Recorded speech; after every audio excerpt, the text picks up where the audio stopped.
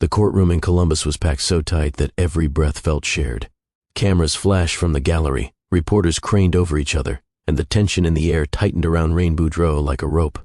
She stood before the bench, her hands trembling, but her chin stayed lifted as if she refused to let the moment break her. For months she had been painted as an unstable mother, a reckless woman who harmed her own child, lies crafted by the man who once vowed to protect her. Now the truth played on the courtroom screens in front of the entire state. There, in crisp clarity, was Maxwell Harrington, her husband, gripping little Mason's wrist too hard at the daycare playground. The footage froze the room. You could hear gasps from every corner. Even the court stenographer paused. This was the evidence everyone said didn't exist. This was the moment that exposed everything. Maxwell's face drained of the confidence he always wore like a suit. His jaw clenched. His fingers tightened around the edge of the table. He looked at the screen, then at Rain, then toward the door as if calculating a way out. But there wasn't one. Outside the courtroom doors, reporters shouted questions that slipped through. The cracks of the hallway, is it true the CEO misled investigators? Did he falsify statements about his wife? Is the board involved? It was chaos. Pure, unfiltered chaos. Headlines pinged on every phone in the gallery. Billionaire CEO under investigation. Custody case turns against tech titan. The judge, an older man with calm eyes and a voice that carried authority without force, slowly removed his glasses. His gaze settled on Rain. For a split second she felt 6 months of fear, humiliation, loneliness, and confusion sitting heavy on her chest. Then his words rose above the noise, steady and absolute. "Mrs. Harrington, you are cleared of all charges." A collective murmur swept across the courtroom. Rain's knees weakened. The world blurred. Her breath caught in her throat. She collapsed into Tanika's arms, not from defeat, but from sheer release. Tanika held her steady as Rain sobbed into her shoulder. Across the aisle, Maxwell stood frozen as the reality sank in. Every lie he crafted was falling apart in public. Every step he took to ruin Rain was now turning back toward him. His empire, built on pride, secrecy, and control, was crumbling right in front of him. The judge called for order, but the moment had already carved itself into history. Have you ever trusted someone so deeply, believing they were the safest person in your life, only to discover they were quietly building your destruction behind your back? Have you ever loved someone who turned your kindness into a weakness they could use? Have you ever been blamed for something you did not do, and no one seemed to listen when you tried to defend yourself? These are the moments that test a person's heart. These are the betrayals that change lives forever. Rain Boudreau wasn't just betrayed, she was targeted. Her billionaire husband framed her to protect his relationship with Zara Montgomery. He tried to take her son away. He used influence, lawyers, money, and manipulation to bury her voice. And for a moment, he almost succeeded. Rain, sitting on a cold jail bench, holding Mason's tiny stuffed giraffe to her chest, whispered into the dark, "Maxwell did this." That sentence became her turning point. The moment she stopped collapsing and started fighting. But when Rain walked out free, the world learned one truth. No empire built on lies can survive a woman who rises. Stay with this story until the end, because what happens to Maxwell will shock you. Before we continue, please take a moment to like this video and comment where you're watching from. Your engagement helps YouTube show this story to even more amazing people who enjoy powerful, meaningful storytelling. Welcome to Mr. Graham's Stories, where we share impactful life lessons through memorable stories. If you're new, we're glad you're here.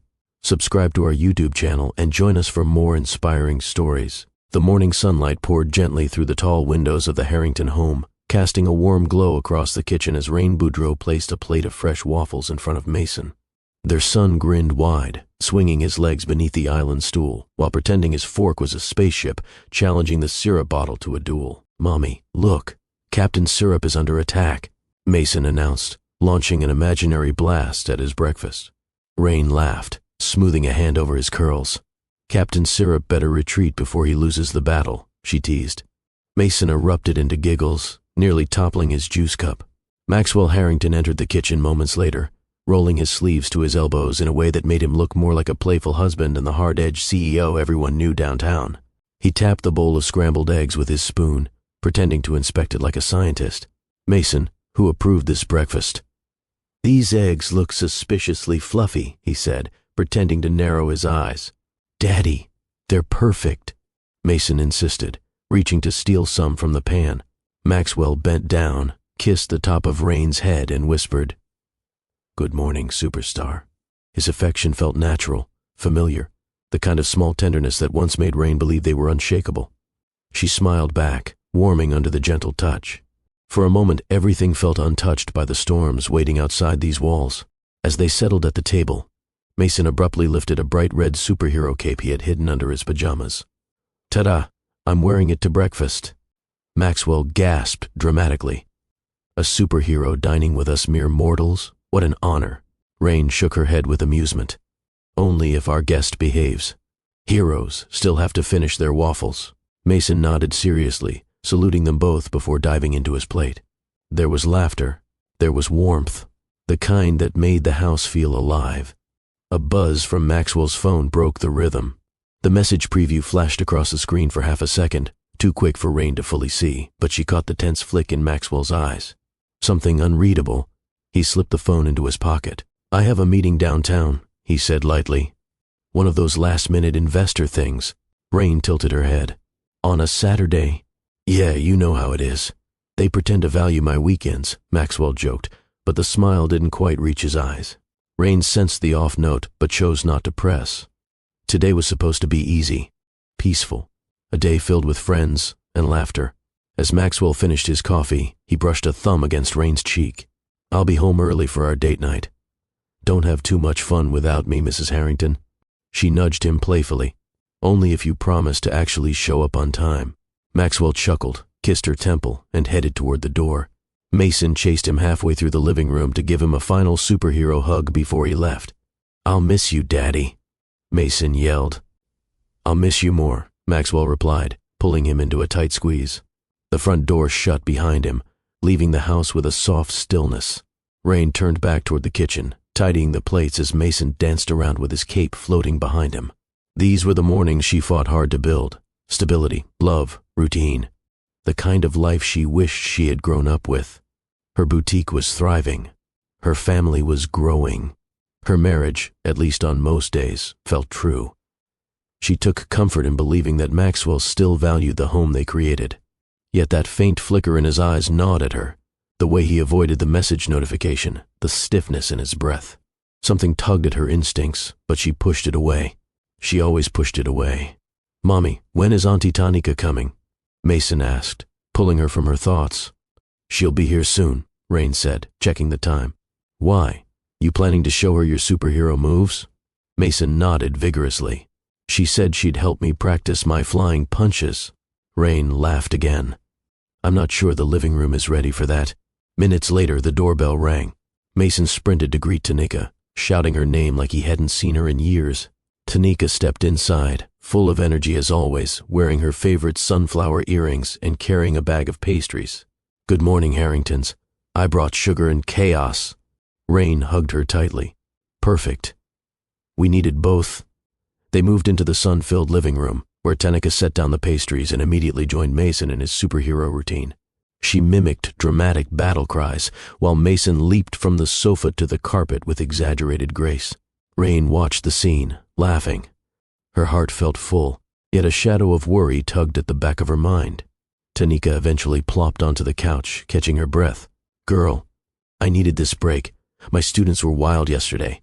One of them tried to convince me he invented math." Rain burst into laughter. "Maybe he'll become your boss someday." "Lord forbid," Tanika exclaimed dramatically. I can barely keep up with their homework excuses. The two women chatted about life, work, Mason's latest obsession with superhero cartoons, and Rain's newest boutique designs. It all flowed easily, like it always did. But when the conversation shifted to Maxwell, Tanika raised an eyebrow. "He left early again? Everything okay?" Rain hesitated for a moment, but didn't want to ruin the morning with her unease. "He said it's an investor meeting." Tanika watched her closely. As long as you feel good about it." Rain nodded, even though she didn't feel as certain as she once did. "We're fine," she insisted gently. "Just busy." Tanika didn't push. She simply placed a hand on Rain's arm and squeezed. "I'm here if anything changes." Rain smiled gratefully, but her mind drifted back to Maxwell's half-hidden expression. Something was shifting. She just didn't know what. Not yet. That afternoon, once Tanika left with promises to return for dinner, Rain decided to take Mason for a quick stroll around their neighborhood. It was warm, with a light breeze moving through. The trees, the kind of day that invited memories to resurface without warning. Maxwell's absence made her mind wander in ways she usually kept tucked away. Mason skipped beside her, cape fluttering behind him as if he were leading a parade. "Mommy, you think Daddy will like my new superhero jump?" he asked, trying to leap over a small crack in the sidewalk. "I think he'll be amazed," Rain replied, giving him an encouraging smile. As they walked, her thoughts drifted backward, to the first time she met Maxwell Harrington. It was years earlier, in Cleveland, at a charity gala hosted inside the marble atrium of an old museum. Rain had been invited as the guest designer for a new local fashion initiative. She remembered stepping inside the venue wearing a simple but striking dress she had created herself. Maxwell was there as a guest speaker for a tech outreach program. Their worlds should have remained separate that night. Tech and fashion rarely crossed paths, yet fate had a habit of nudging them into the same spaces. Rain had been admiring a painting when she heard a soft, hesitant voice beside her. "I'm trying to figure out if I'm supposed to be impressed, or just act like it." She looked up to find Maxwell standing there, hands tucked awkwardly in his pockets. He wasn't the polished billionaire she expected. He was nervous, almost boyish behind his confident facade. She laughed, not because the joke was clever, but because of how genuinely he delivered it. "You don't have to pretend," she replied. "Half the people here are just nodding because they feel they're supposed to." His shoulders relaxed. "Thank God. I thought I was the only one faking my understanding of abstract art." Rain remembered how electrifying the moment felt. Two strangers sharing a quiet corner in a crowded room, seeing each other clearly for the first time. After the gala, they ended up at a late-night diner nearby, still dressed in their event clothes, sharing a plate of fries because the kitchen was about to close. The simplicity of that moment stayed with her for years. Maxwell wasn't the billionaire CEO then. He was just a man with a crooked smile who wanted to know everything about her childhood, her designs, her dreams. Dates followed, some elegant, others delightfully clumsy. One night they went to a jazz club, where Maxwell tried to dance even though he had absolutely no rhythm. Rain remembered how she doubled over laughing as he attempted to follow the beat, stepping on her toes with every other move. "I swear I'm better at coding than dancing," he grumbled. "Good," she teased, "because you're terrible at dancing." Another memory surfaced, a weekend trip to Amish country. Maxwell was fascinated with how peaceful everything felt. Rain spent most of the day teaching him how to take candid photos for her boutique's marketing ideas. At one point, he snapped a picture of her laughing under a willow tree, and she joked that he finally learned how to use the camera. "Photographer of the year," he announced proudly. They bonded over food, too. Rain remembered introducing him to her grandmother's peach cobbler recipe. He ate it with such seriousness, eyes closed, savoring every bite, that she found herself falling harder for him. Maxwell introduced her to his world as well. He took her to his family's farm outside Cincinnati, where mornings were quiet and full of fog that lifted slowly across the fields. His brother taught Rain how to shoot hoops, and she surprised all of them by sinking 3 shots in a row. Maxwell's cousins cheered, and Maxwell stood behind her with a sheepish grin. "I think they like you more than they like me," he said. "Of course they do," she joked. "I'm more fun." Those memories carried so much warmth. Family cookouts, gospel choir performances where Maxwell clapped off beat, Sunday mornings on the farm, late-night talks on Rain's apartment balcony.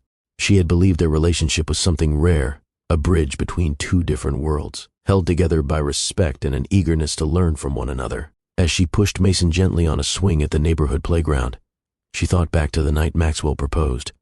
It wasn't a grand public moment. No flash mobs, no fireworks, no crowd. It happened in her small apartment kitchen while she was cooking dinner.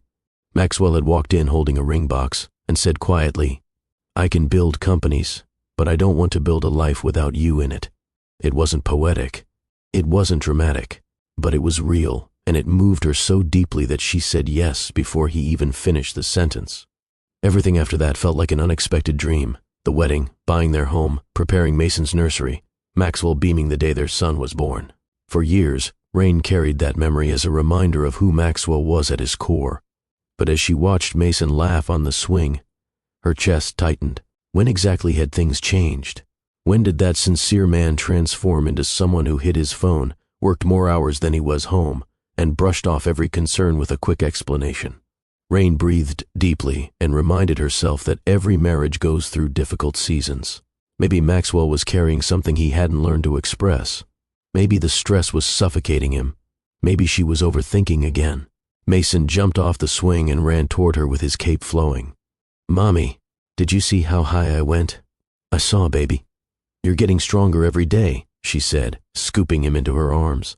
As they walked home, the breeze shifted, bringing a strange heaviness that Rain couldn't explain. The day had been lovely. Mason was happy. Tanika was supportive. Everything on the surface appeared normal. Yet in the quiet spaces of her mind, an ache whispered a warning. Something wasn't the same. Something was slipping, little by little. And even though she couldn't see it clearly, her heart felt the distance before her eyes ever would. Ohio had a rhythm all its own, one that settled gently around Rain and her family. It wasn't flashy or chaotic. Instead, it gave structure to her days, mornings filled with routine, afternoons spent designing new pieces for her boutique, and evenings where Mason's laughter spilled through the hallways like a familiar song. On weekday mornings, Rain often walked Mason to school. Their neighborhood was peaceful, lined with sturdy homes, towering oaks, and neighbors who waved as they passed. Mason knew almost everyone on their street.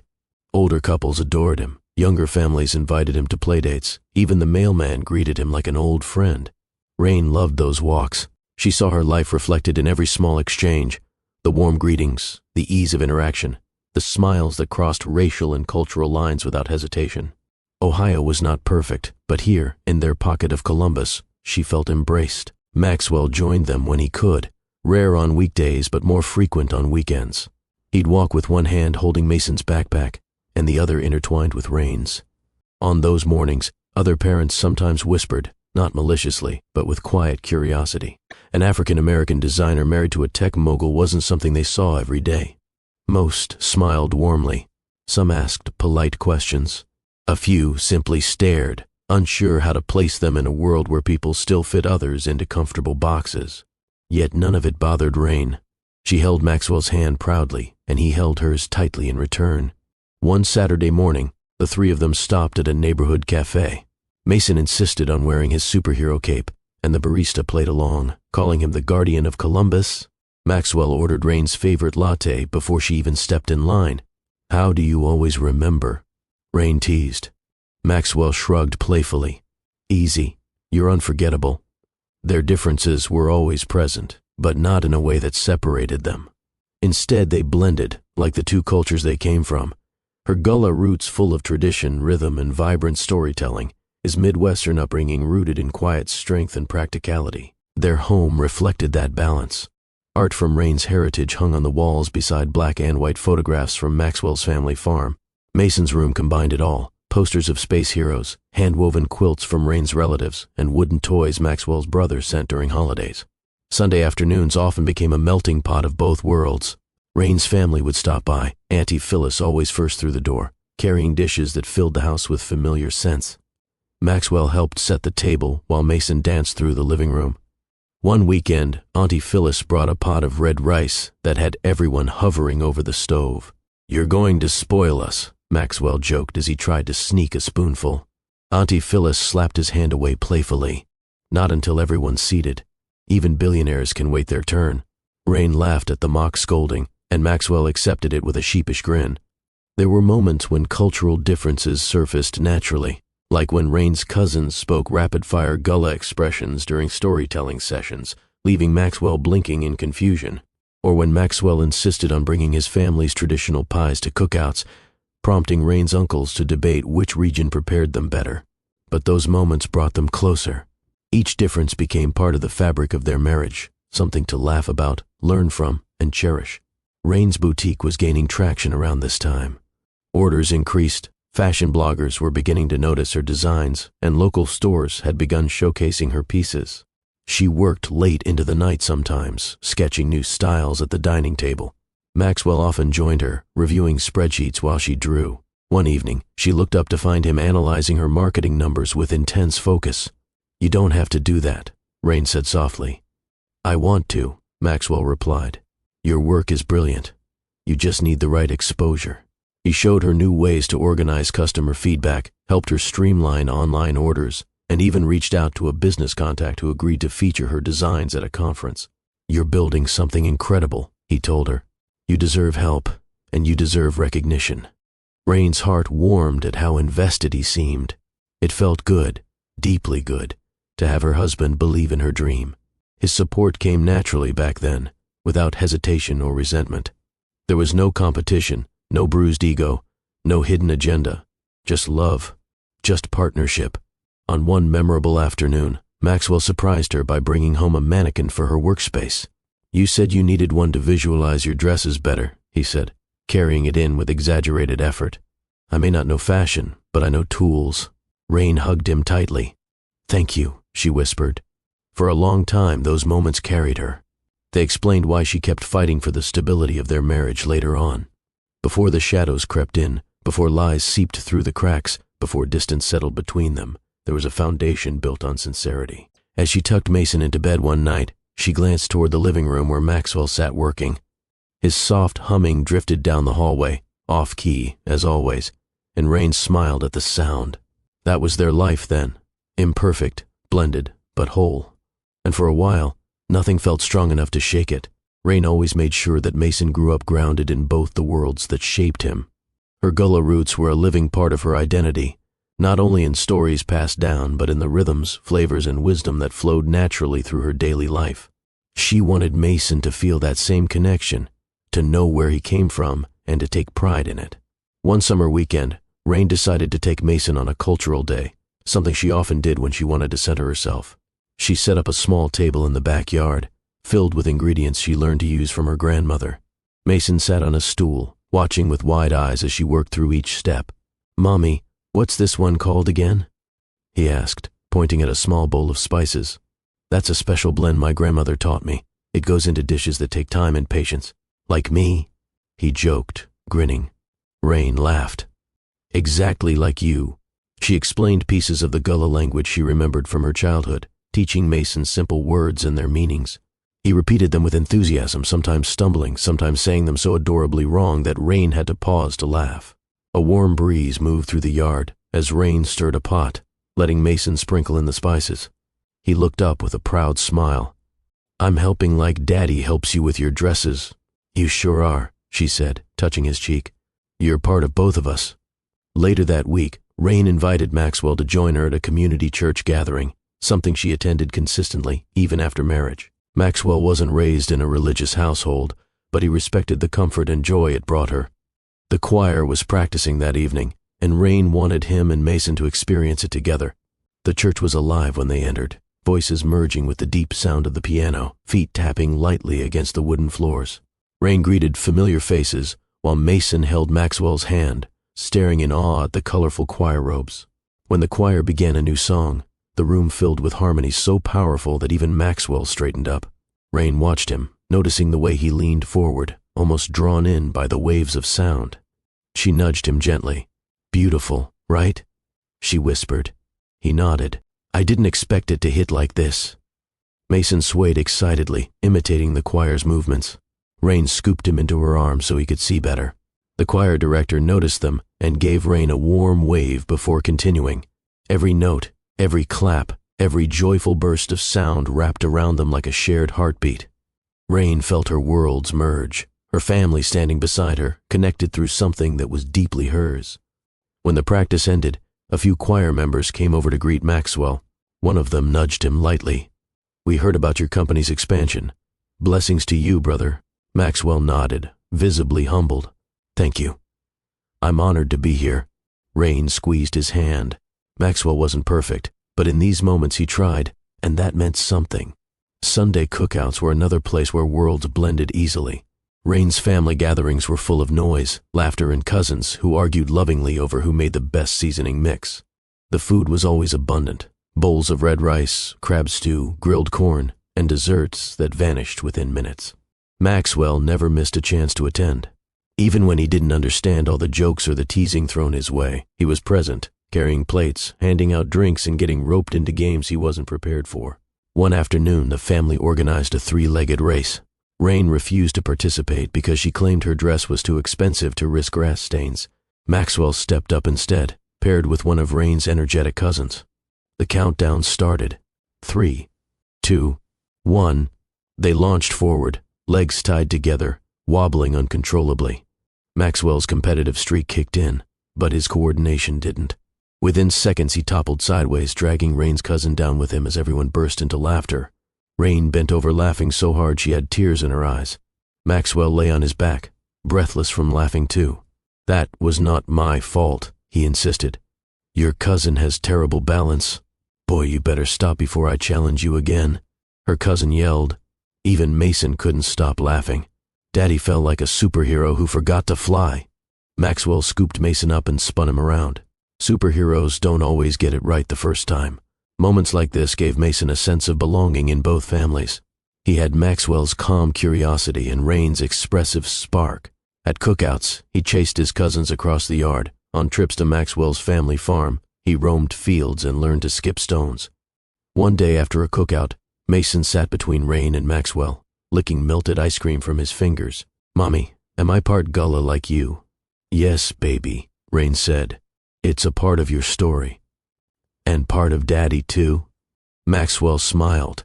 "You're the best of both of us." Mason grinned wide. "That makes me special." Rain kissed his forehead. "More special than you know."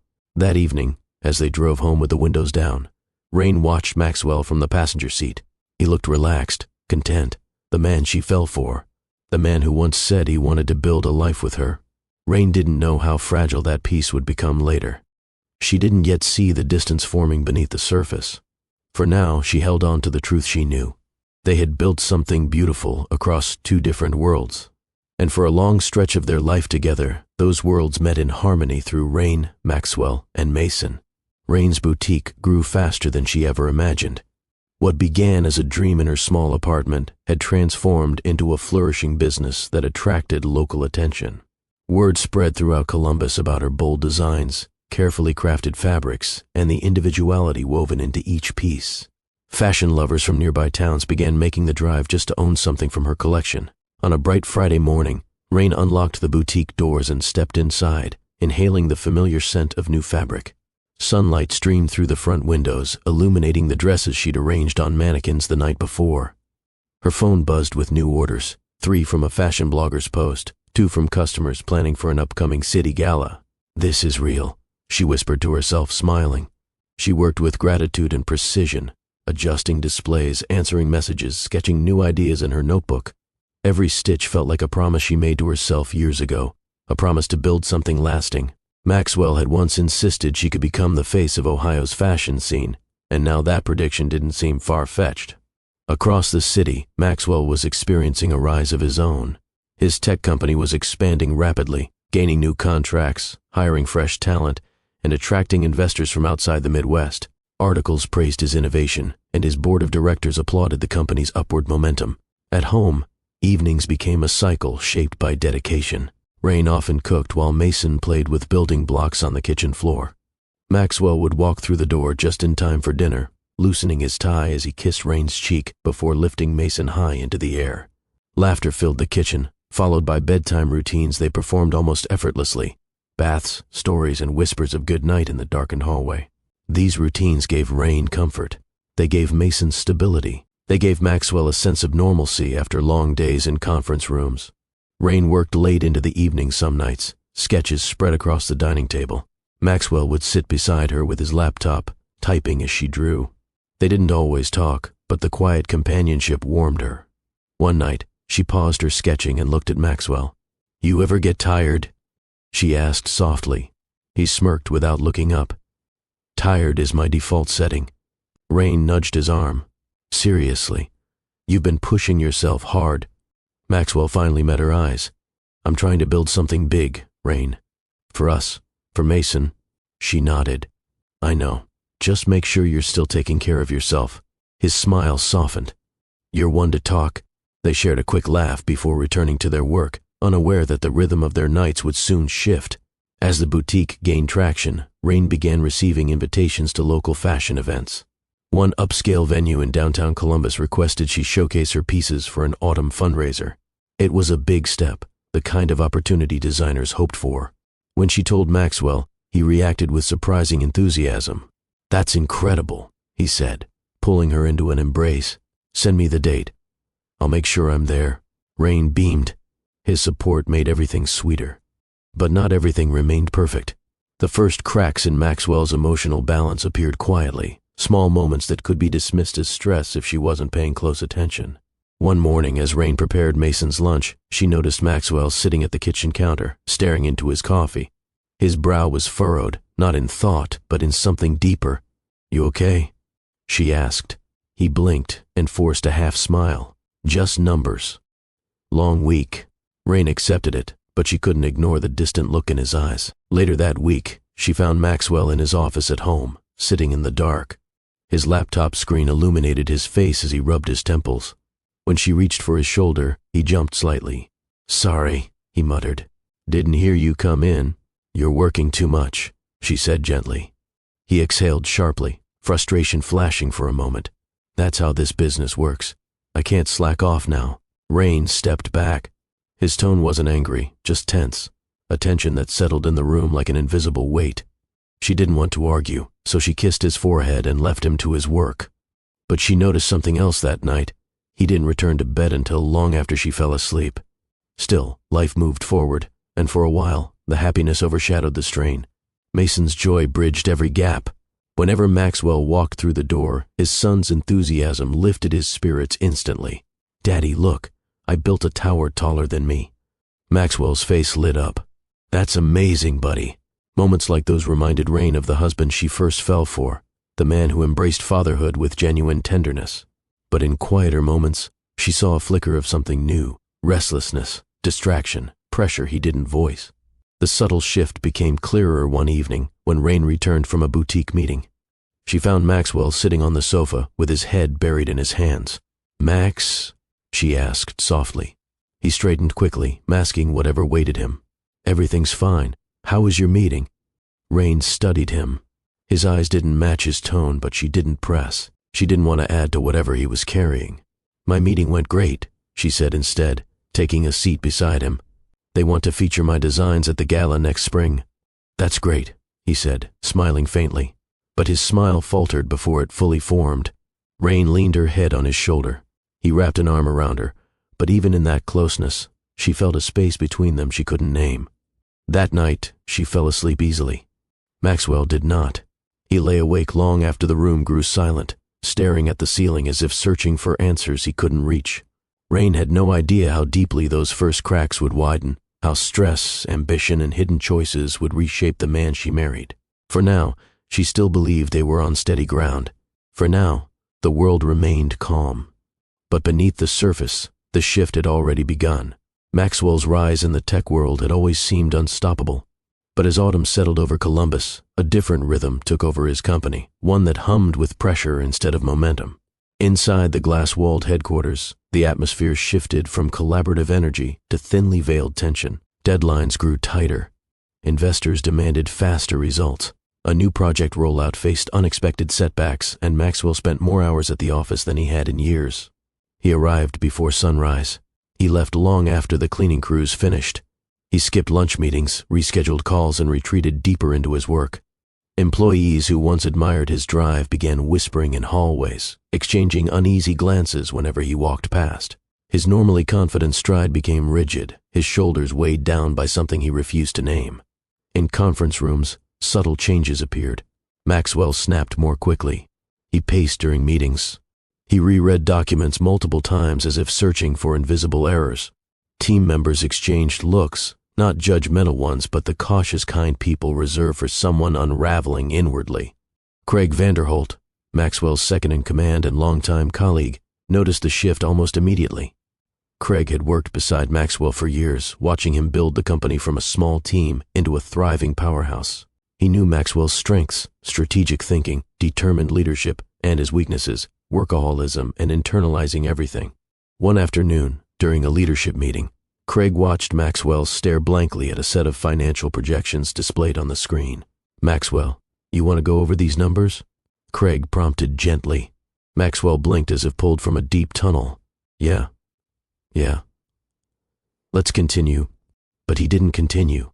He just nodded, rubbing the back of his neck as though the weight of the world rested there.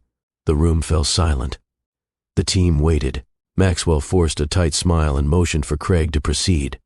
After the meeting, Craig approached him privately. "You okay?" he asked, keeping his voice low. Maxwell shrugged. "Just pressure. Nothing I can't handle." Craig didn't buy it.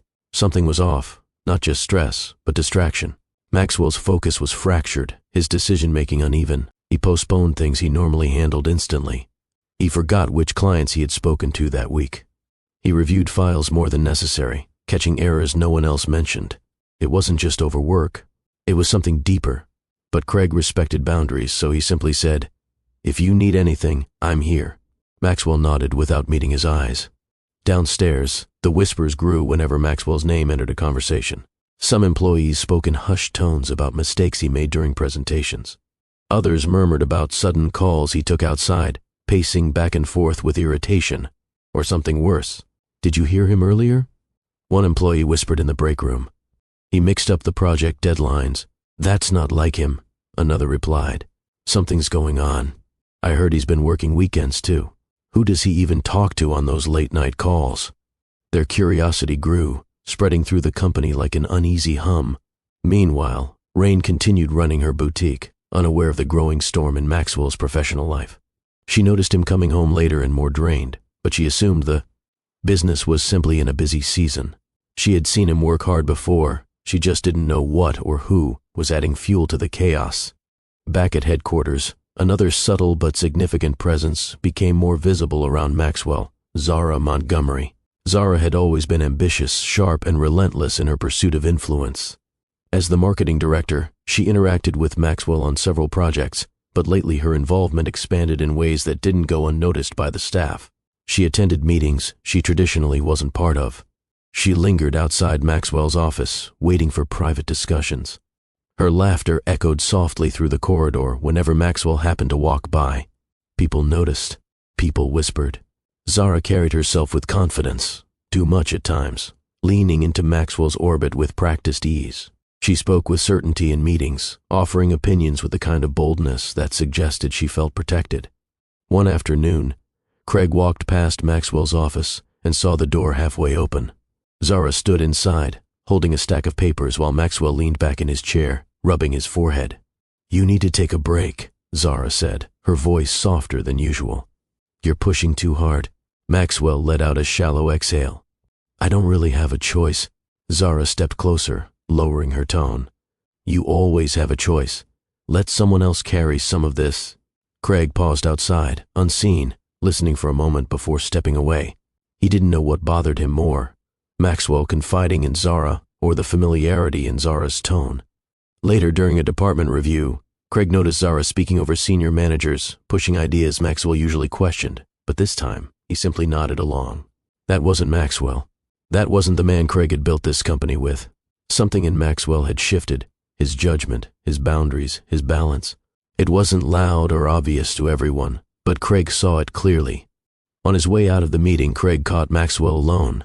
"You've been leaning a lot on Zara lately," Craig said carefully. Maxwell rolled his shoulders as if brushing off invisible tension. "She's handling projects well. She's efficient." Craig raised an eyebrow. "She's also overstepping."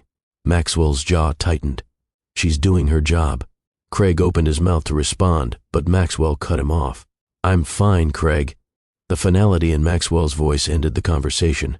As Craig walked away, he knew something wasn't fine, and whatever it was beginning to affect both Maxwell's leadership and the company's stability. Outside, the sun dipped below the horizon, painting the headquarters lobby in soft gold. Employees packed up their desks, heading home to families in quiet evenings. Maxwell remained upstairs in his office long after everyone left, staring at spreadsheets that blurred together and emails he couldn't focus on. The glow from his monitor highlighted the strain on his face, the exhaustion etched around his eyes. His phone buzzed. A message from Zara. He hesitated, then opened it. Whatever was beginning between them wasn't clear yet, but the fracture had started, and soon it would spread far beyond the office walls.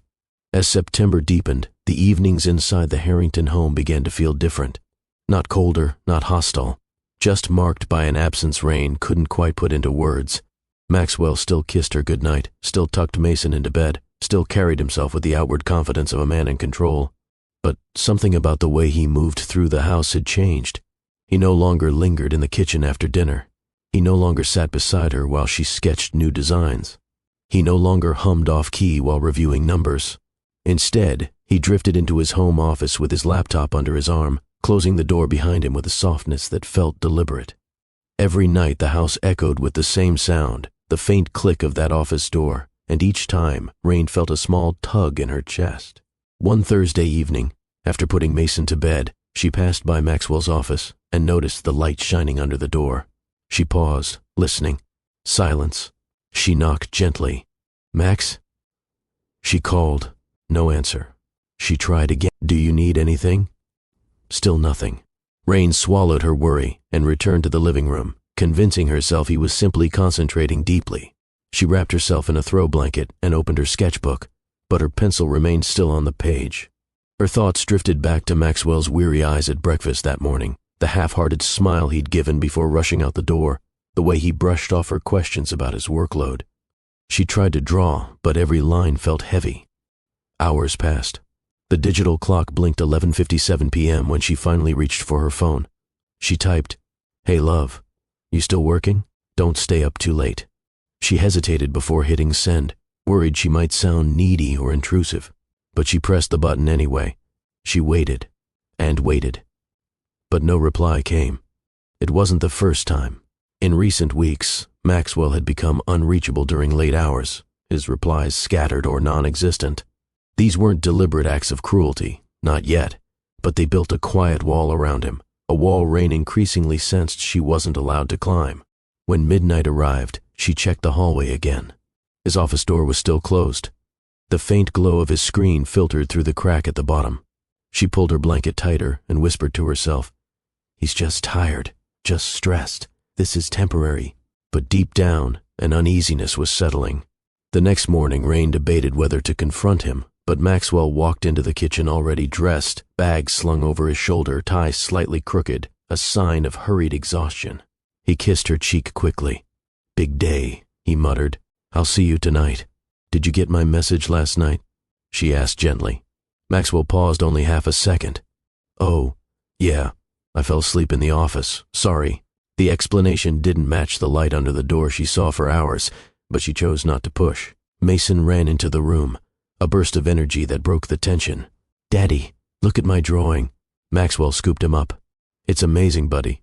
You're getting better every day." Rain watched them interact. Nothing in Maxwell's tone was harsh, nothing in his gestures was wrong, yet something fundamental was shifting beneath the surface, something she feared acknowledging. Later that afternoon, unable to shake her growing worry, Rain called Tanika and asked if she could stop by the boutique. Tanika arrived within 20 minutes, her expression already full of concern. "What's going on?" she asked as soon as she entered. Rain tried to wave it off. "I'm being dramatic." Tanika crossed her arms. "When you say that, you're usually not." Rain sighed and motioned for her to sit. She closed the boutique for an hour so they could talk privately. She sat across from her best friend, fingers intertwined, voice low. "It's Maxwell," she began. "He's been distant." "How distant?" Tanika asked. Rain hesitated. "He works late, really late. He's exhausted all the time. He doesn't talk about what's bothering him, and when I ask, he shuts it down." Tanika's expression tightened. "And how does that make you feel?" Rain let out a slow breath. "Like I'm losing him without even knowing how." Tanika reached across the table and squeezed her hand. "You're not imagining it. Something's off. The question is whether it's just stress or something else." Rain looked down at her hands. "I want to believe it's work. His company's expanding fast, but the way he avoids conversations, it scares me." Tanika studied her. "Have you asked him directly what's going on?" "I tried. He pushes it aside every time. And last night," Rain swallowed, "he didn't answer my text." Tanika's eyes softened. "Rain, you don't deserve to feel alone in your own marriage." Rain nodded slowly, tears forming at the corners of her eyes but not falling. "I miss him. He's here but not really. I don't want to assume anything bad, but something inside me feels unsettled." Tanika didn't sugarcoat anything. She never had. "Listen, I'm not saying jump to conclusions, but I am saying trust your intuition. If something feels wrong, don't bury that feeling." Rain closed her eyes briefly. I just wish he'd let me in. Tanika squeezed her hand again. You have every right to ask your husband to show up. You're not asking for too much. Their conversation was interrupted by the chime of Rain's phone. She glanced down instinctively. A message from a customer, not Maxwell. Her heart sank a little. Tanika noticed. He still hasn't reached out? Rain shook her head. Tanika sighed. Whatever this is, you won't face it alone. I'm here. Always. Rain nodded, grateful beyond words. She felt steadier with Tanika beside her, but the ache remained. That night, when Rain returned home, she found Maxwell again in his office. The light glowed under the door. The same glow she had seen the night before. And the night before that. She listened. Silence. She didn't knock this time. She didn't text. She simply stood outside the door, hand resting against the frame, breathing quietly. Inside that room, something was pulling Maxwell away from her, from their family, and even though she couldn't see it yet, she felt its presence. She whispered into the empty hallway, "Please don't drift any further." But the door stayed closed. The shift from emotional distance to something sharper happened slowly, then all at once. It began with whispers at Maxwell's office that grew bold enough to reach ears that shouldn't have heard them. The company had always been a place of professionalism, but lately, bits of conversation hid inside corners of the hallways. Murmurs that weren't just about deadlines or investors. You saw them leave the conference room together, right? I thought that meeting ended an hour earlier. Why is she always in his office now? It's unusual. She's the marketing director, not the CEO's right hand. Craig heard all of it. He didn't encourage it, but he didn't ignore it either. He had noticed Zara Montgomery's presence intensifying over the past few weeks. She hovered near Maxwell constantly, stepping into discussions she wasn't needed for, handing him documents that assistants normally delivered, and finding excuses to extend her conversations with him even when the topics should have been brief. At first, Craig chalked it up to ambition. Zara had always been driven. But ambition didn't usually come with this kind of familiarity. One morning, as Maxwell prepared for a high-stakes investor call, Craig entered his office to discuss a technical issue. He stopped mid-sentence when he saw Zara leaning over Maxwell's desk, pointing at something on his laptop screen while standing closer than necessary. Maxwell didn't move away. Craig cleared his throat. We need to go over the revisions before the call. Zara straightened, but not before running her finger along the edge of Maxwell's laptop, a gesture that looked more personal than professional. I was just helping Maxwell review the presentation, she said smoothly. Craig kept his expression neutral. That presentation is handled by the analytics team. Zara smiled, not embarrassed, but unfazed. Well, I thought I'd offer additional insight. Maxwell cut in. It's fine, Craig. Zara's feedback was helpful. Craig didn't argue, but the moment planted a knot in his stomach. Outside the door, employees exchanged glances as Zara exited the room with a confident stride. Their whispers trailed behind her like a shadow. By the end of the week, the atmosphere grew even thicker. A team from Rain's boutique had been collaborating with Maxwell's company on a charity fashion initiative, something they had worked on together for years. It was a project Rain loved, blending tech funding with creative outreach for young designers. Rain had sent over her final designs, excited to see them showcased. But when the revised drafts came back, something was different. The edits felt aggressive. The original concepts altered beyond recognition. Harsh lines replaced her softer shapes, and pieces meant to honor community art suddenly carried none of her signature style. Rain frowned as she flipped through the edits. "These don't look like mine," she murmured. Her boutique assistant nodded. "We received them from Maxwell's office this morning." Rain's chest tightened. She knew Maxwell respected her work deeply. He would never push such drastic changes without consulting her. Her first instinct was to call Maxwell, but instead, she decided to send an email asking who had made the edits. Hours later, a reply came. Revisions approved by Zara Montgomery. See attached notes. Rain froze. Zara. Why was Zara approving edits to a charity line that didn't fall under her department? She opened the attached notes, and the explanation felt even worse. Zara had written confident critiques of Rain's work, suggesting stronger impact, better alignment with corporate branding, and modernizing outdated elements. Outdated. Rain stared at the word until it blurred. Maxwell had always been her biggest supporter. He praised her creativity everywhere he went. He encouraged her to chase bolder designs. Yet now someone else was speaking over her aesthetic. and Maxwell had allowed it. Rain's breath tightened. This wasn't just disrespect. It was intrusion. Meanwhile, at the company, gossip grew bolder. I heard they've been working late together. Did you see them in the parking lot last night? She touches his arm every time she talks to him. He doesn't seem to mind. Craig didn't participate in the gossip, but he felt every word slice a little deeper. He had been loyal to Maxwell for years. He didn't want to believe anything was happening. But the signs grew undeniable. He noticed Maxwell returning from meetings with an odd mix of tension and exhilaration. He noticed Maxwell defending Zara's decisions even when they frustrated other managers. He noticed messages popping up on Maxwell's phone that made him quickly turn it face down. One night, long after most employees had gone home, Craig passed Maxwell's office and heard laughter, a soft, private kind of laughter he hadn't heard from Maxwell in a long time. He paused outside the door. Through the frosted glass, two shadows moved. Zara's voice drifted through the crack under the door. "Maxwell, you need to stop worrying so much. Everything will work out." Maxwell sighed. "I'm trying. You're carrying too much," she said. "Let me help you." Her words held an intimacy that didn't belong between a married man and a colleague. Craig stepped back, a mixture of disappointment and dread settling in his chest. This wasn't office support. This was the beginning of something that could destroy everything Maxwell had built, not just at home but professionally. Inside the office, Maxwell leaned back in his chair, tension etched across his face. He knew what he was doing skirted the boundaries he once fiercely defended. Rain's face flashed in his mind, her smile, her unwavering belief in him, the life they built together.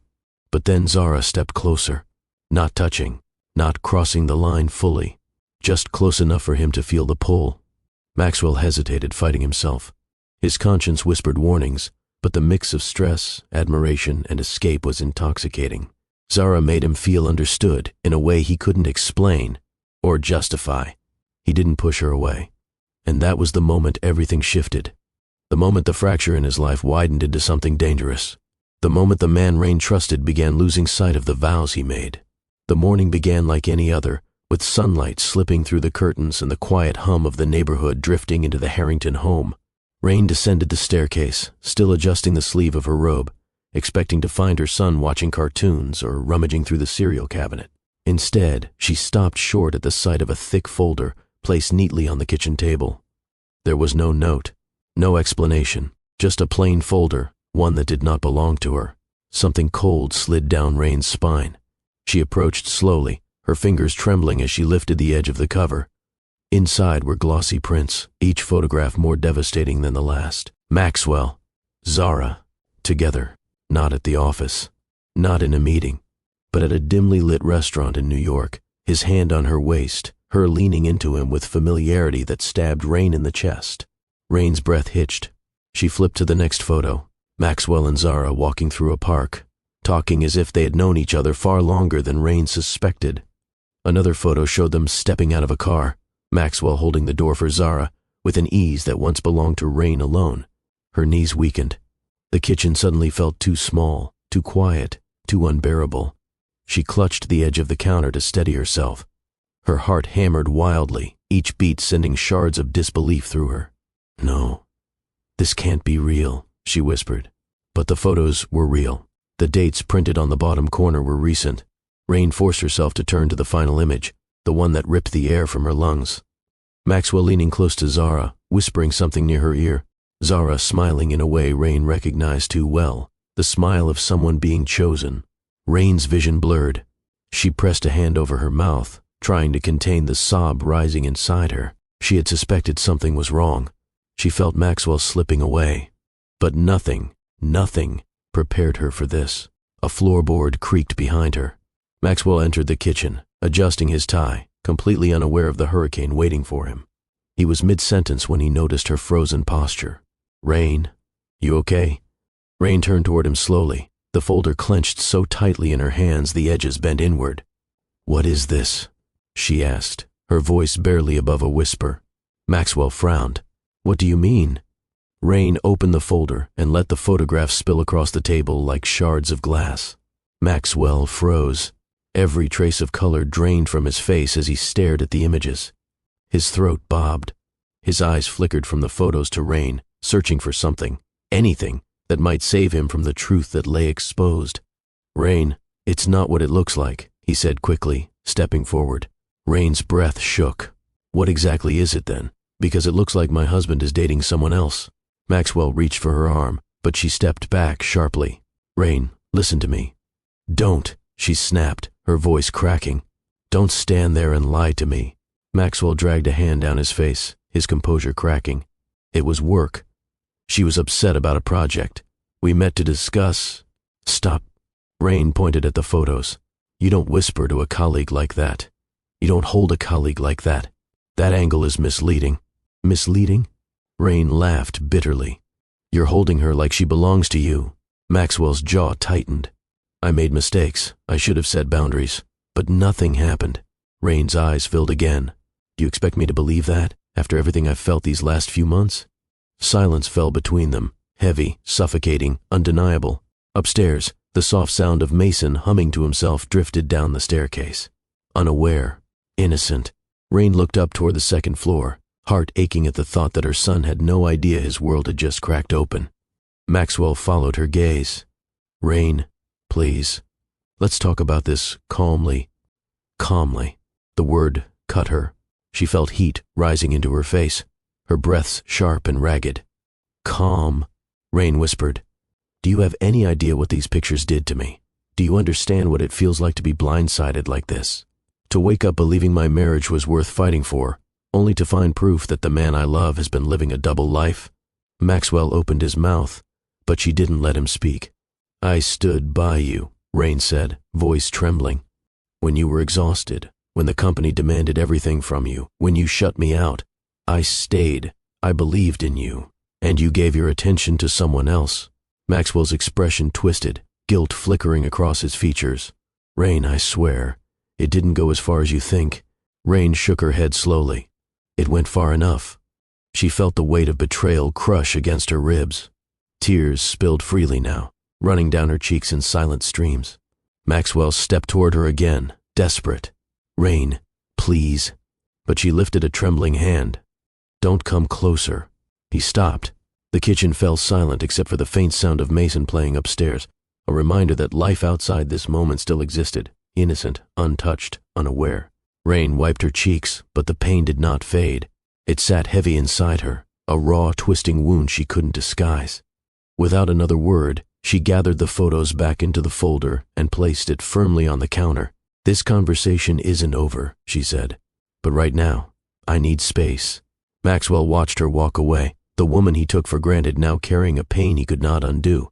And for the first time since his life began slipping off balance, the consequences stood in front of him, undeniable and terrifying. Upstairs, Mason laughed at something on his tablet, unaware that downstairs his parents' world had just detonated. Rain spent the rest of the day in a fog of disbelief. Her body carried her through simple motions, folding Mason's laundry, preparing lunch, straightening the living room, but her mind replayed the photographs in endless loops. Every image cut deeper, reopening wounds before they had a chance to close. She didn't cry again. She didn't scream. She simply moved with a quiet heaviness that bruised her from the inside out. Maxwell tried several times to approach her, but each attempt collapsed under the weight of truth. He followed her down the hallway, stood outside the bedroom door, hovered near her in the living room, but the distance she held was unmistakable. And he felt it, deeply. But instead of seeking healing, he retreated further into himself. His guilt hardened into defensiveness. His defensiveness morphed into frustration. And slowly, a dangerous thought formed in his mind. If Rain walked away, she might take Mason too. That fear, irrational, selfish, destructive, began turning gears inside him.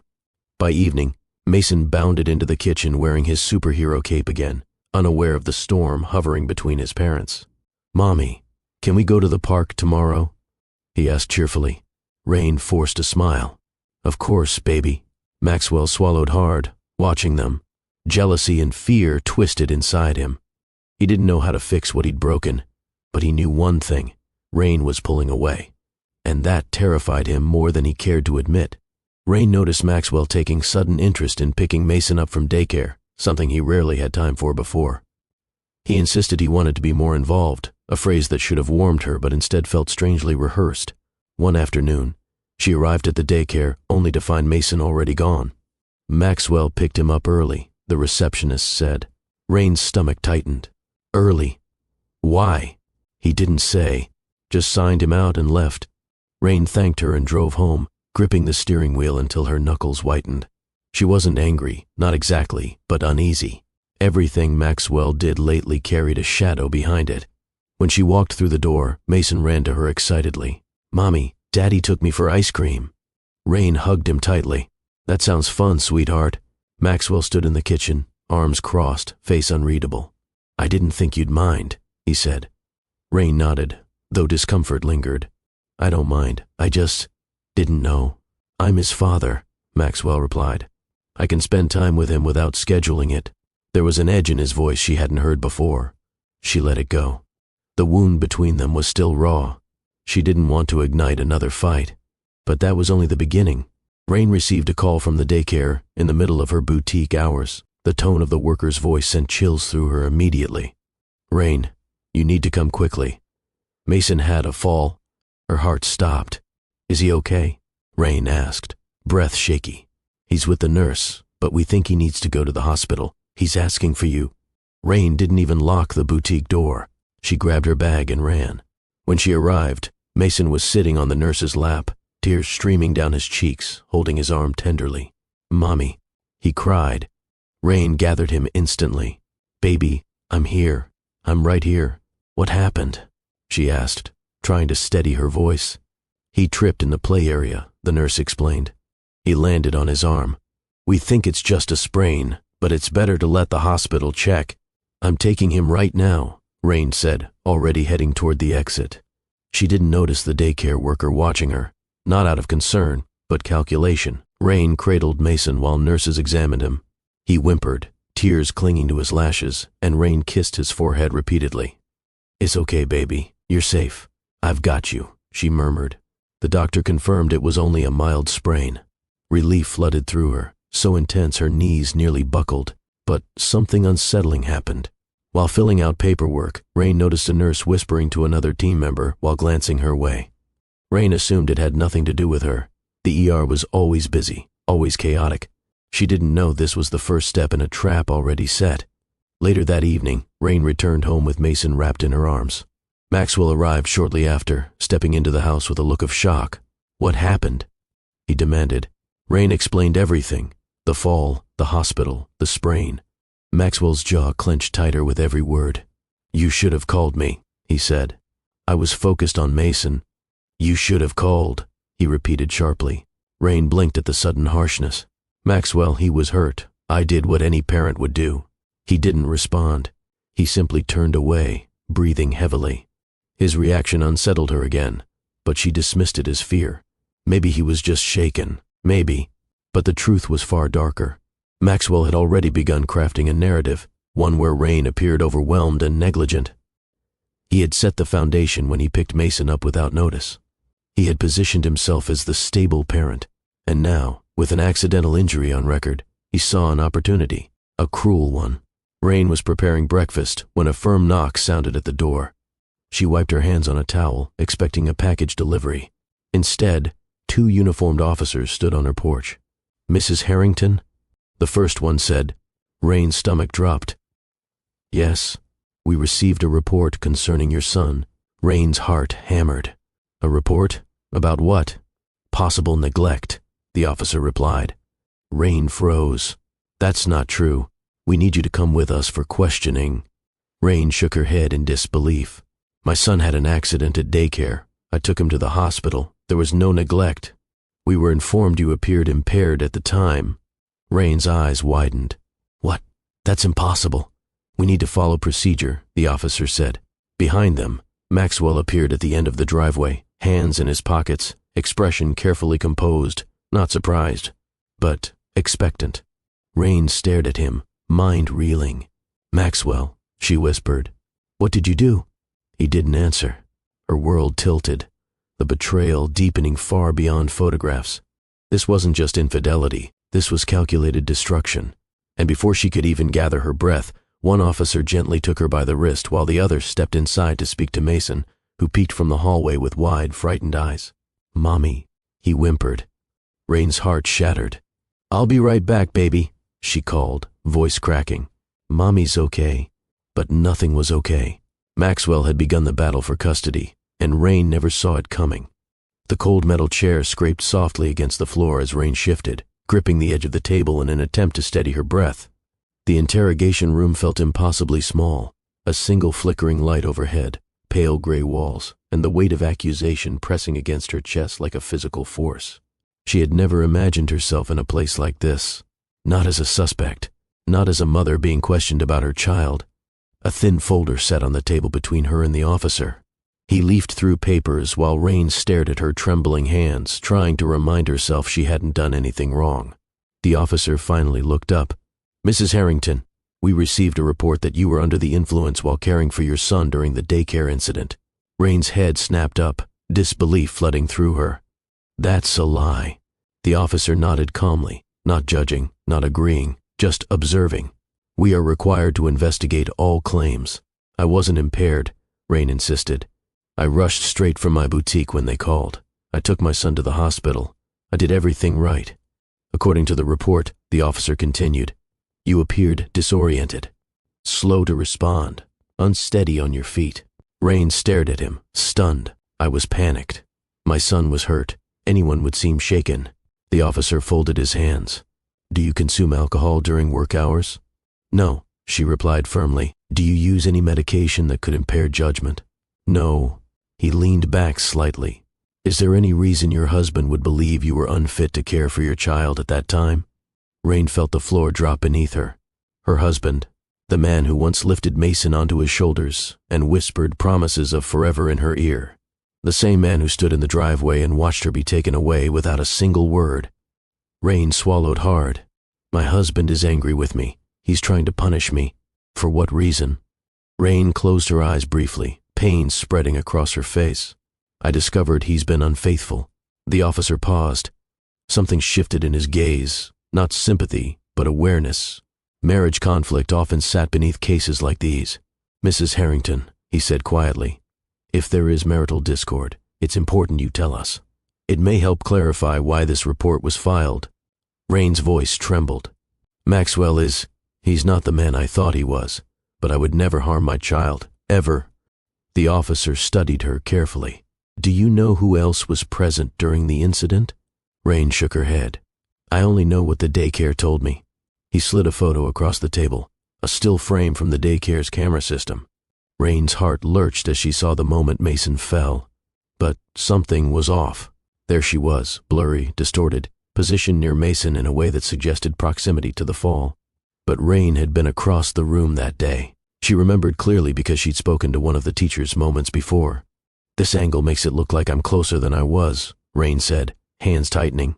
"This isn't accurate." The officer nodded again.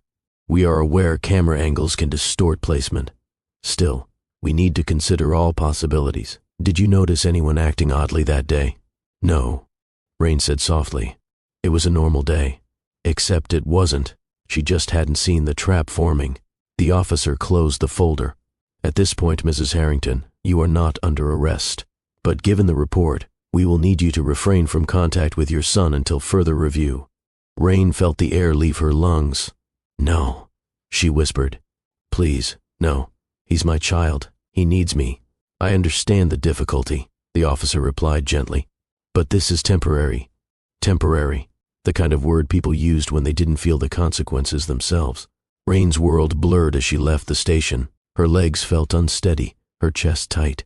She stumbled outside into the night air, gasping as though she had surfaced from deep water. Waiting for her near the curb was a familiar car, Maxwell's. He stepped out, face perfectly composed, expression unreadable. Rain froze. "Why are you here?" she asked, voice raw. Maxwell approached slowly, hands in his pockets. "I came to take you home." Rain backed up. "I don't want to go anywhere with you." But Maxwell didn't flinch. "Rain, this is getting out of control.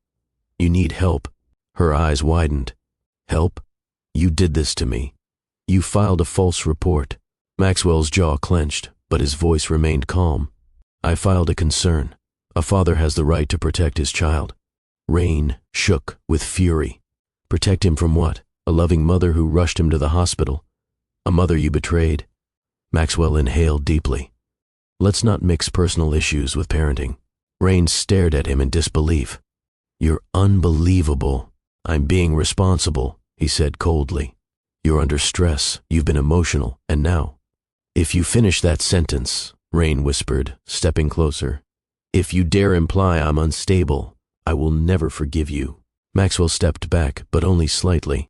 Rain, we need to make decisions based on Mason's best interest. She laughed, a broken, hollow sound. You dare speak about his best interest when you're destroying the only stability he has?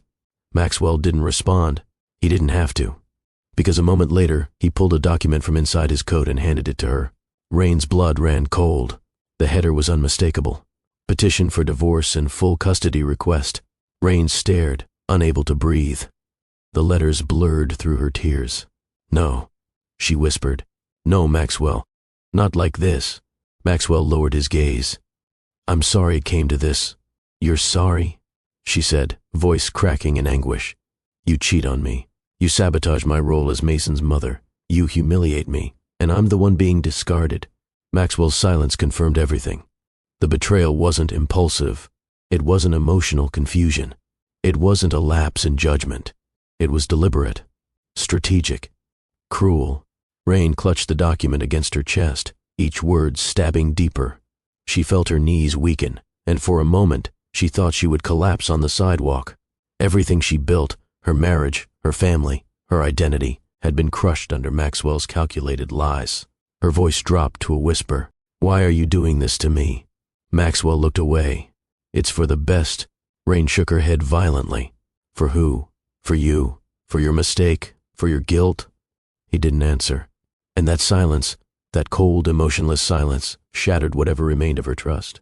Not because she was strong, not because she knew what to do, but because she couldn't breathe standing near the man who had turned her life into a battlefield. She reached the edge of the parking lot before her legs gave out. She collapsed to her knees, hands pressed to the pavement, tears spilling freely. Cars passed in the distance.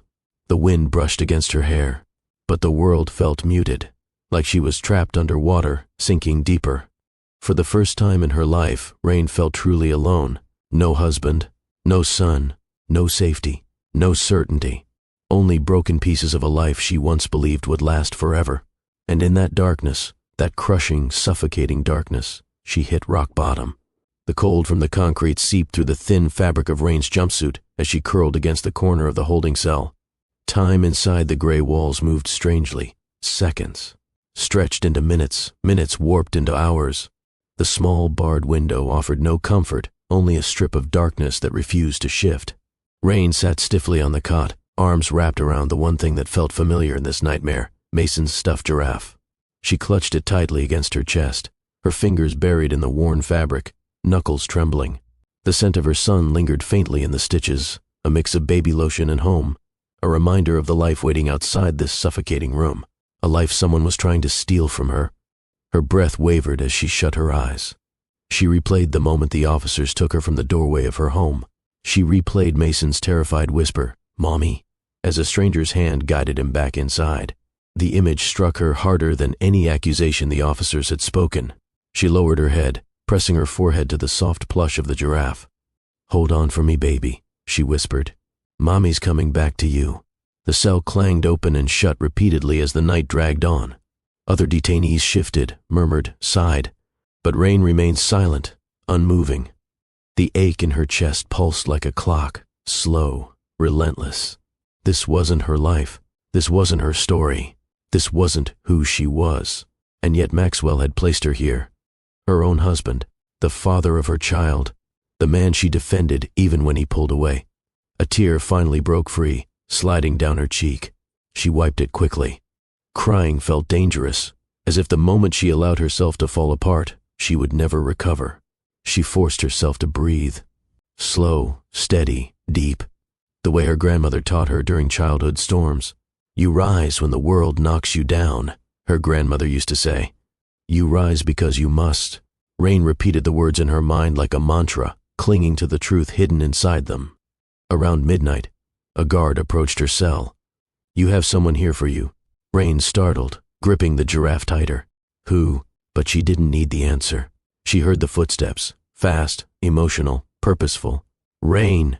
Tanika's voice trembled as she reached the bars, eyes already wet. "Oh my God, I'm here. I'm right here." Rain's knees buckled, but she stood tall, swallowing the sob that threatened to rise. Seeing her best friend, her anchor, nearly broke her. "Tanika," Rain whispered. Tanika reached through the bars, grasping her hands. "We're getting you out. Your family pooled together. The judge approved the release." The words hit Rain with the force of life returning to her lungs. "I didn't do anything," Rain said, voice cracking. "I know," Tanika replied fiercely. "And we're going to prove it." Minutes later, paperwork processed, signatures signed. Rain stepped out of the holding area with Mason's giraffe pressed against her chest, Tanika supporting her elbow as though she might collapse at any moment. The outside air greeted her with a rush of cold that made her gasp. The parking lot lights flickered above them, casting long shadows. But even the harsh glow of fluorescent lamps felt like freedom compared to the suffocating cell. Tanika led her to the car, opening the passenger door gently. "You sit, I'll drive." Rain nodded numbly, lowering herself into the seat. The giraffe never left her hands. As Tanika pulled onto the road, silence filled the car. Rain stared out the window, watching the blur of streetlights streak past. Every part of her body felt foreign, exhausted, hollow, trembling. But beneath the exhaustion, beneath the heartbreak, beneath the humiliation, something else began to stir. A quiet flame, small, fragile, but alive. "Tanika," she whispered. Tanika glanced over. "Yeah, he tried to take Mason from me." "Yes," Tanika said softly. "He did." Rain tightened her grip on the giraffe. "He lied to the police. He let them take me away. He filed for divorce. He filed for custody. He destroyed everything." Tanika swallowed hard. "I know, honey." Rain's breath hitched, but she didn't cry. "Not this time. I won't let him win." Tanika nodded slowly. "Good. I won't lose my son," Rain continued, her voice sharpening. "Maxwell thinks he broke me tonight, but he didn't. He woke me up." The quiet flame grew. "He wants a war?" Rain said. "Then he's going to get one, the right way, the legal way. The truth will speak." Tanika exhaled, relief softening her features. "That's the Rain I know." Rain leaned back, turning the giraffe over in her hands. Mason slept with it every night. He whispered stories to it. He hugged it during thunderstorms. She kissed its head gently. "For you," she whispered to herself. "Every fight, every step will be for you." When they reached Rain's family home, where her relatives waited anxiously on the porch, Rain stepped out with new resolve in her posture. They rushed to her, wrapping her in warm embraces, offering support, food, blankets, prayers. She held her head high. Maxwell had taken her to the lowest point a mother could experience. But he forgot one thing. Rock bottom is where the strongest foundations are built. Rain wasn't shattered. She was reforging. That night, as she lay in a quiet guest room beneath soft blankets, Mason's giraffe beside her, she let her eyes close with a newfound clarity. Tomorrow, she would begin gathering evidence. Tomorrow, she would begin reclaiming her life. Tomorrow, Maxwell would learn that the woman he tried to break was far stronger than he ever imagined. Rain did not sleep long, but when she opened her eyes the next morning in her family's guest room, something inside her had changed. The dread that suffocated her the previous night had receded, replaced by a hard, steady determination. The moment her feet touched the floor, she felt grounded. She felt present, and she felt ready. She showered, dressed, and stepped into the living room where her relatives sat waiting. They watched her with quiet concern, expecting tears or trembling hands. But Rain's eyes were clear. "I'm going to fight," she said simply. Her aunt exhaled with relief. Her cousin nodded. Tanika, seated at the end of the room, gave the firmest nod of all. "Let's get to work." And so they did.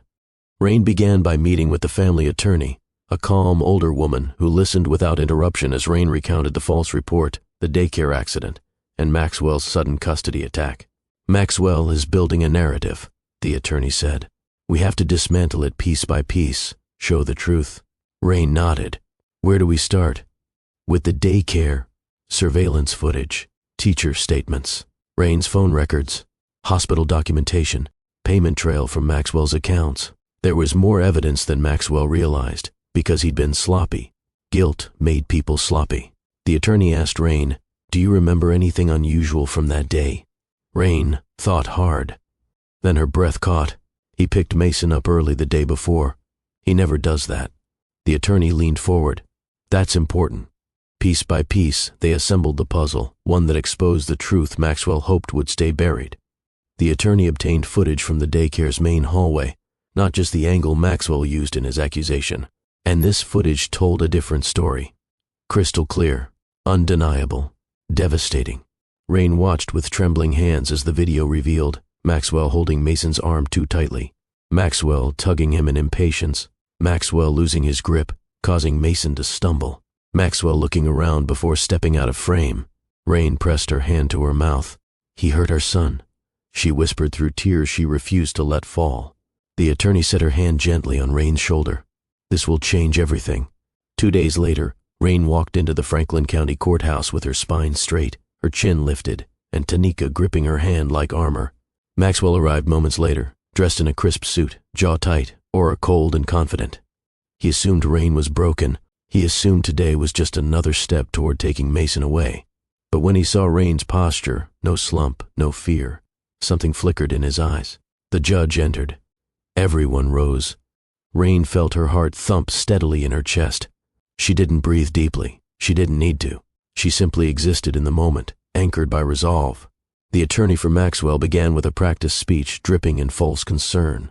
"Your Honor, my client is deeply troubled by Mrs. Harrington's unstable behavior and her inability to safely supervise their child." Rain didn't flinch. She watched him calmly, knowing truth stood behind her like a shield. When her attorney rose, the tone in the courtroom shifted. "Your Honor, the accusation against my client is not only false, it was orchestrated to manipulate custody proceedings. We intend to demonstrate, clearly and without ambiguity, that Mr. Harrington is misrepresenting the incident." Maxwell stiffened. The judge nodded. "Proceed." Rain's attorney approached with the remote in hand. "We will begin with the daycare footage submitted by Mr. Harrington." The screen lit up. The courtroom watched the clip Maxwell relied on, the misleading angle where Rain seemed close to Mason. Maxwell sat still, confident. Then her attorney said, "Now let's review the footage from the alternate camera." Maxwell's expression cracked. The second video began, clear, centered, and damning. The entire courtroom inhaled sharply as they watched Maxwell grip Mason's arm too forcefully. They saw Mason stumble. They saw Maxwell release him abruptly. They saw the truth, unfiltered, unedited, undeniable. A murmur spread through the room. The judge leaned forward. Maxwell's lawyer froze. Rain kept her eyes locked on Maxwell. She didn't smile. She didn't react. She simply stared as the truth laid itself bare. The judge turned to Maxwell. "Mr. Harrington, would you like to explain what we just saw?" Maxwell opened his mouth, but nothing came out. His face twisted, panic flickering beneath his attempt at composure. "That footage," he stammered. "That's not... I wasn't... Were you not the adult holding the child?" The judge pressed. Maxwell swallowed hard. "Yes, but you reported your wife as negligent?" The judge continued sharply. Maxwell's silence was answer enough. Rain's attorney wasn't finished. "Your Honor, we also have hospital documentation indicating no signs of intoxication or impairment. We have statements from teachers contradicting Mr. Harrington's claims. And we have financial records indicating payments made to Zara Montgomery, the same colleague Mr. Harrington engaged in inappropriate conduct with." That last line echoed across the courtroom like thunder. Maxwell's composure shattered. "That's irrelevant," he snapped, rising from his chair. The judge banged the gavel. "Sit down, Mr. Harrington." His eyes darted wildly between Rain, the judge, and the attorney. Sweat gathered at his temples. His breath quickened, no longer controlled. The judge spoke firmly. "Based on the evidence, the accusations against Mrs. Harrington are dismissed. Furthermore, this court is deeply concerned that Mr. Harrington manipulated this situation for personal gain." Rain exhaled, slow, steady, a release of months of suffocating fear. The judge continued, voice firm. "Mrs. Harrington, custody is temporarily restored to you pending full evaluation. Mr. Harrington will have supervised visitation until further notice." Maxwell's jaw dropped. "Supervised? Your Honor, that's absurd." "What's absurd," the judge countered, is weaponizing the system to punish your spouse. Rain didn't gloat. She didn't smile. She didn't even blink. She simply stood taller. For the first time since Maxwell began tearing her life apart, she felt power returning to her bones. As people began to file out of the courtroom, Maxwell stormed toward Rain. "This isn't over," he hissed, eyes burning. Rain looked at him. No anger, no fear, just clarity. "It is," she said softly. "You ended it when you chose lies." He flinched. She stepped closer, her voice steady as steel. "You can try to destroy me. You can lie. You can twist the truth. But I'm still standing, and I'm not afraid of you anymore." Maxwell inhaled sharply, chest rising with the kind of panic he could no longer hide. Because for the first time in months, Rain was the one in control, and he knew it. The courthouse steps felt different beneath Rain's feet as she walked out into the afternoon light. They no longer weighed her down. They lifted her, each step a reminder that she had survived a storm designed to break her. Tanika wrapped an arm around her shoulders. "You didn't just win today," she whispered. "You reclaimed your life." Rain didn't respond. She didn't need to. Her silence carried strength now, not fear. She breathed deeply, the crisp Ohio air filling her lungs, grounding her. Maxwell stormed down the courthouse steps moments later, ignoring reporters, ignoring his lawyer, ignoring the world spinning out around him. His gaze locked on Rain, but she didn't look back. For the first time since their marriage began, Maxwell stood behind her. Not ahead, not beside, behind, a place he never imagined he'd fall to. By the end of that week, Maxwell's professional life began to unravel, slowly at first, then like dominoes crashing in every direction. Investors requested emergency meetings. The board demanded explanations for his absence. Employees whispered in fear rather than curiosity. Craig watched the unraveling with mixed emotions, sorrow for the company he helped build, disappointment in the leader Maxwell had become, and guilt for not confronting the truth earlier. But it was the whistleblower's arrival that ignited the wildfire. A senior executive, someone Maxwell had mistreated for years, leaked documents showing personal expenses disguised as business trips. The details were meticulous. Hotel rooms far from company events, private dinners charged to investors, purchases with Zara's signature hidden in transactions. The board exploded in outrage. Why wasn't this audited sooner? How long has this been happening? Do you understand the liability this creates? Maxwell's answers were frantic, unconvincing, and increasingly incoherent. Zara tried to reach him multiple times. Calls, texts, late-night messages. But as the pressure mounted, Maxwell stopped responding. His panic eclipsed any relationship they believed they had. When she finally confronted him in person, the scene broke whatever illusion she once clung to. "Why didn't you warn me this was coming?" she demanded, stepping into his office without knocking. Maxwell didn't even look up. "I have bigger problems." "Bigger problems?" Zara snapped. "My name is on some of those trips. Do you realize what that means for me?" Maxwell's voice dropped into cold detachment. "I don't have time to fix your reputation, Zara." The words struck her like ice. She stared at him, this man who once clung to her presence, now refusing to acknowledge her fear. His downfall stripped him bare, revealing a truth she didn't want to accept. He was only loyal when it benefited him. Zara stepped back slowly, the reality settling over her. "We're done, Maxwell." He didn't respond. She turned and walked out, heels clicking hard against the floor, each step echoing the finality of the relationship he ruined his family for. Maxwell didn't chase her. He didn't even lift his head. Once internal documents leaked, outside authorities stepped in. Financial auditors, federal investigators, attorneys representing investors. Meetings dragged deep into the night.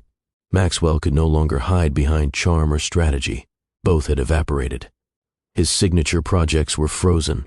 His leadership privileges suspended. His company credit cards disabled. By the following week, the board held a closed-door vote. Maxwell Harrington was removed as CEO. The decision shook the tech world. Newspapers flooded with headlines. "Billionaire CEO under scrutiny, internal misconduct allegations surface, former executive director leaks damaging evidence." But none of those words pierced Maxwell as deeply as the quiet knock on his office door that same afternoon. It was Craig. He stood with a mixture of sadness and finality. "They want you to pack your personal things today." Maxwell looked around the office, once his sanctuary, now a cage. "Craig, I didn't mean for any of this." Craig raised a hand. You hurt a lot of people, Max, including her, including your son. Maxwell's throat tightened, but no words came. Craig's disappointment cut deeper than the board's verdict. You had a good life, Craig said softly. A family, respect, a future. And you threw it all away. For the first time in months, Maxwell looked defeated. Not angry, not defensive. Just hollow. Craig sighed. I hope you fix yourself before there's nothing left. He walked out. This time, Maxwell was the one left behind. While Maxwell's empire collapsed, Rain's world breathed again. She returned home with Mason, legally, safely, fully. The moment she walked through the doorway carrying him in her arms, she felt the ache of the past month wash out of her body. Mason held her face gently. Mommy, are you happy now? Rain smiled with warmth she thought she had lost. More than you know, baby. Her boutique flourished even stronger than before. Community women rallied around her, celebrating her integrity and resilience. Former customers brought friends. Local media featured her story of perseverance, not the scandal but her leadership in empowering women. Rain didn't use her pain for pity, she transformed it into purpose. She hosted workshops for mothers facing unfair custody battles. She organized clothing drives for shelters. She spoke at community centers about emotional resilience. Every room she entered, she filled with sincerity, strength, and a quiet glow that came from surviving fire without letting it burn her spirit. Bankruptcy announcements arrived within the month. Investors pulled out. Creditors demanded returns. Maxwell's properties were seized. His accounts were frozen. He lost his home. He lost his company. He lost his public standing. And worst of all, he lost the trust of the only family he ever had. Zara vanished from his life long before bankruptcy filings reached the news. She never answered his calls again. She never stepped into another room with him. And she certainly never looked back. Maxwell moved into a modest rental outside the city, a far cry from the mansion he once ruled. His reflections became his punishment. The silence of the tiny apartment clawed at him in ways public condemnation never could. He tried calling Rain once. She let the phone ring, not out of spite, but because she no longer needed any closure from him. Her life had already moved forward. Spring arrived again, bright and hopeful. Rain and Mason moved into a cozy home filled with sunlight, art, music, and freedom. Their neighborhood was quiet, safe, welcoming. Every morning, Mason sat at the table with a bowl of cereal, while Rain braided his hair, humming softly. Every afternoon, she picked him up from school and walked him home through streets lined with blooming trees. Every night they read stories together. Mason snuggled against her side, Giraffe always tucked under his arm. Their peace wasn't loud. It wasn't showy. It was gentle, earned, sacred, and Rain guarded it fiercely. Neighbors adored her. Community leaders admired her. Women she had helped often wrote letters thanking her for giving them courage. She didn't rebuild her life through revenge. She rebuilt it through grace. Months later, as Rain and Mason sat under the shade of a tree in their backyard, he looked up at her with innocent eyes. Mommy. Yes, baby. Are we safe now? Rain cupped his face, kissing his forehead. We are safe, we are strong, and we are free. He nodded, settling against her arm. As the breeze rustled the leaves, Rain reflected on the journey. She was destroyed. She was blamed. She was cast aside. She was framed. She was nearly defeated. But truth rose. Strength rose. Justice rose. She rose. And in that rise, Maxwell fell. Not because Rain wanted revenge, but because no empire built on lies can withstand truth. No relationship built on deceit can survive exposure. No powerful man can outrun accountability forever.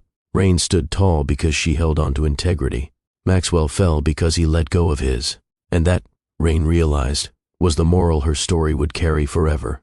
A woman who fights with truth may be knocked down, but she will always rise higher than the one who tried to break her. Rain watched Mason chase butterflies across the yard, laughter filling the air, pure, bright, unbroken. Her heart softened. Her new life had begun.